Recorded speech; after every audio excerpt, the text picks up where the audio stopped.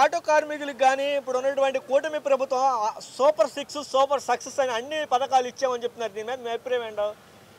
Auto వాళ్ళు 13 లక్షల మంది ఉన్నారు. అవును. వచ్చింది ఎంతమందికి? 3 లక్షల మందికి. 2 లక్షలరా? 2 లక్షలన్నర. మరి మిగిలిన వాళ్ళు ఏమయ్యా? ఫ్రీ బస్సు వల్ల ఇలా పొట్టలన్నీ పెట్టినవుగా. అవును. జనం పనులు మానుకొని ఫ్రీ బస్సులు ఎక్కడానికి ఉంటారా? ఇంతమంది జీవనోపాధి కోల్పోయినారు కదబ్బా. అవును. మరి గతంలో కూడా జగన్మోహన్ రెడ్డి గారికి తక్కువ ఇస్తే నేను ఎక్కువ మందికి ఇస్తాను చెప్పారు. కానీ ఇప్పుడు జగన్మోహన్ రెడ్డి గారికి ఇచ్చిన దాని కంటే తక్కువ మందికి ఇచ్చారు. దీని మీద జగన్మోహన్ రెడ్డి గారు ఒక్క పిల్లగాడికి వేస్తేనే మరో ఆఫ్ఘనిస్తాన్ శ్రీలంక అవుతుందన్న. మరి ఎంతమంది పిల్లలు ఉంటే అంతమందికి ఇస్తే మరి ఇంకేమైంది? ఇప్పుడు మీరు చేస్తేనేమో సంసారం, అదే జగన్ గారు చేస్తేనేమో వ్యభిచారం. అదేనాయా మీరు ఇచ్చే న్యాయం, మీరు ఇచ్చే మాటలు? అసలు ఎందుకని గతంలో జగన్మోహన్ రెడ్డి గారిని చాలా మంది విమర్శించారు, కానీ ఈరోజు ఎందుకని మాట్లాడలేకపోతున్నారు?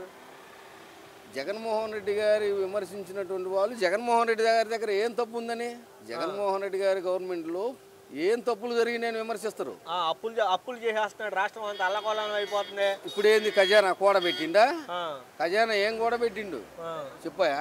మరేంటి చాలా మంది ఇప్పుడు వైసీపీ నాయకులు కానీ కార్యకర్తలు బయటకు రావడం భయపడుతున్నారు, వణికిపోతున్నారు అంటున్నారు. ఏంటి మరి వణికేది ఏముంది? వాళ్ళు వణికిస్తారు, వణుకుదాము. వాళ్ళు వణికిచ్చినంతకాలం వణుకుదామయ్యా, తర్వాత మనం ఏందో ఉరికిద్దాం. అది ఇప్పుడు వణుకుతున్నాం, తర్వాత ఉరికిస్తాం. అది ఏంటి అంతా ఉంటుందా మీకు? ఉండదు. భయపడుతున్నారంట. దెబ్బతిన్నోడికి తెలుస్తుంది, ఊకుండోడికి ఏం తెలుస్తుంది? అది మరి ఆర్పీ లాంటి వీళ్ళందరూ కూడా సీఎంరాజు వీళ్ళందరూ విమర్శిస్తున్నారు కదా జగన్ గారు. విమర్శలు వైసీపీ నాయకులు వాళ్ళ స్థాయి ఏందో వాళ్ళకి తెలియక విమర్శిస్తారు.